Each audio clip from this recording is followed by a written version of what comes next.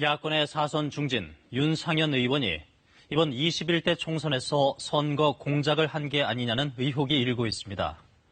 윤 의원의 보좌관이 이미 피의자 신분으로 경찰 조사를 받고 있는데 윤 의원도 연루되지 않았나 하는 의혹입니다.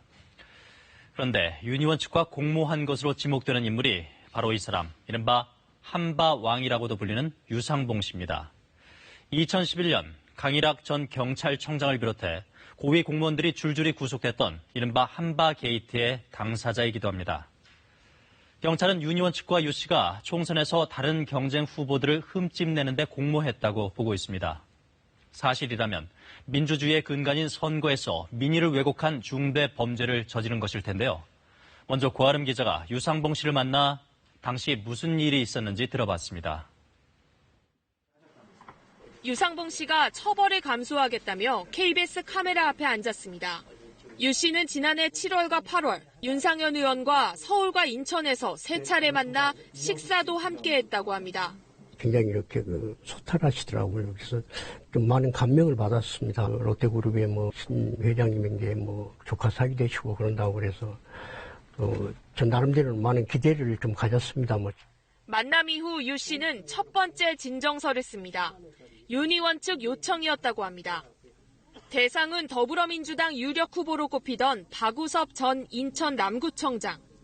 유 씨는 박 전 구청장에게 식당 운영권 수주를 대가로 금품을 건넸다고 썼는데 진정서 내용을 윤 의원 측이 수정 요구하기도 했었다고 주장합니다.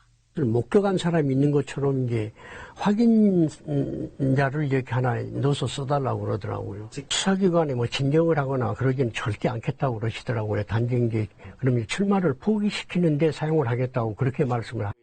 지난해 9월 구속 수감된 유 씨는 다시 한번 진정서를 씁니다. 이번엔 미래통합당 안상수 후보가 대상이었고 2008년부터 수차례 거액을 줬다는 내용이었습니다. 마찬가지로 윤상현 의원 측 요청이었다고 합니다. 저희 아들을 통해서 이제 안상수 의원에 대한 이제 진정서를 좀 써달라고 그렇게 연락이 왔었어요. 윤상현 의원 쪽에서 원한다, 그거를? 그러죠. 안 그러면 그걸 쓸 필요가 없지 않습니까? 총선을 2주가량 앞둔 4월 2일, 유 씨는 아들을 시켜 고소장을 인천지검에 제출합니다. 유 씨의 고소 내용은 인천 지역 언론사들에 보도되며 안상수 후보에게 적잖은 타격을 입힙니다. 언론에 이제 보도됨으로 인해서 명예를 실추시킨 데 대해서는 참 죄송한 그런 마음 때문에. 유 씨는 진정서와 고소장을 써준 대가로 윤상현 의원과 보좌관에게서 건설 현장의 식당 수주 등을 약속받았다고 주장했습니다. 롯데 건설에서 시공하는 건설 현장 식당이라든가 큰 현장이 있었습니다. 그런 걸 자기가 이제 도와주겠다고 구체적으로 그때 말씀을 하셨습니다. 인천지방경찰청 지능범죄수사대는 유상봉 씨와 유 씨의 아들, 윤상현 의원 보좌관 조모 씨를 공직선거법 위반 혐의로 입건했습니다. 윤 의원이 이 과정에 직접 개입했는지 여부도 조사하고 있습니다. 윤 의원은 이번 21대 총선에서 전국 지역구 가운데 가장 적은 표차인 171표 차로 4선에 성공했습니다. KBS 뉴스 고아름입니다.